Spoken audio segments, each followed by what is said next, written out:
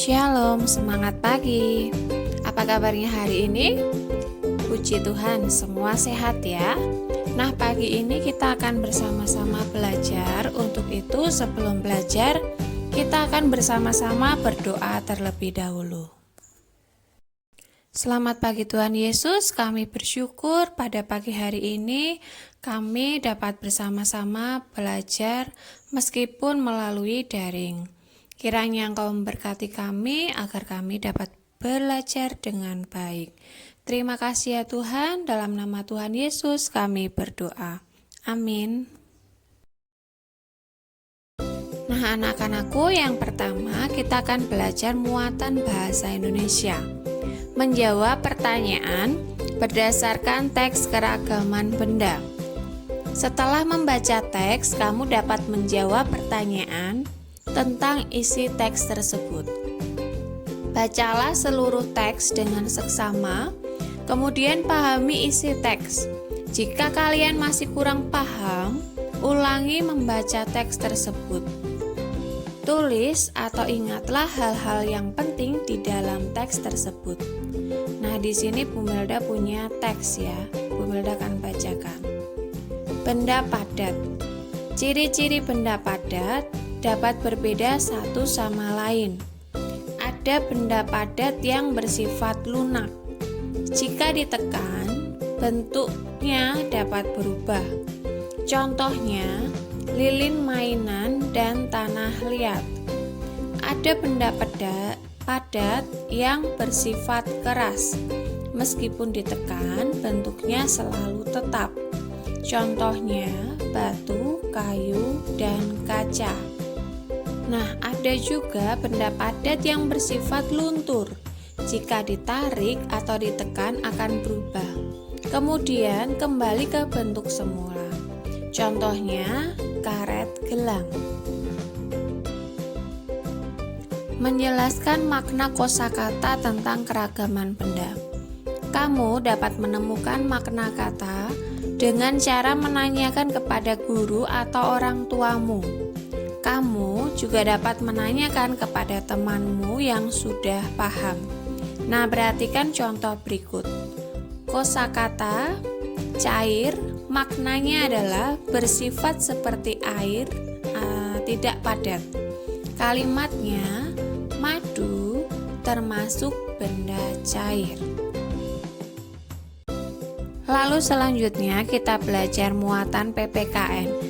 Menyebutkan berbagai aturan yang berlaku di rumah teman. Sikap mematuhi aturan hendaknya dilakukan saat bermain di rumah teman. Permainan akan berlangsung tertib jika kamu mengikuti peraturan. Berikut ini adalah contoh peraturan ketika bermain di rumah teman. Yang pertama, meminta izin sebelum meminjam mainan. Yang kedua, tidak curang saat bermain. Yang ketiga, merapikan mainan kembali jika sudah selesai bermain. Saat bermain di rumah teman, sebaiknya kita mematuhi aturan-aturan yang ada di rumah temanmu. Nah, jadi saat kalian bermain di rumah teman kalian, kalian harus mengikuti aturannya. Tidak boleh seenaknya sendiri ya, Dek. Lalu muatan matematika. Menghitung perkalian dengan bilangan 2, 1, dan 0. Urutan pada bilangan yang dikali tidak mengubah hasil perkalian. Nah, perhatikan contoh berikut. 3 dikali 4 sama dengan 4 ditambah 4 ditambah 4, hasilnya adalah 12. 4 dikali 3 sama dengan 3 ditambah 3 ditambah 3 ditambah 3, hasilnya adalah 12. Nah, jadi 3 dikali 4 itu sama dengan 4 dikali 3. Hasilnya adalah 12. Nah, perhatikan contoh berikut.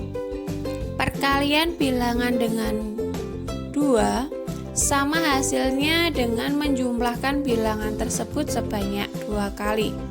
Contohnya adalah 2 dikali 5 sama dengan 5 ditambah 5, hasilnya adalah 10. 2 kali 6 sama dengan 6 ditambah 6, hasilnya adalah 12.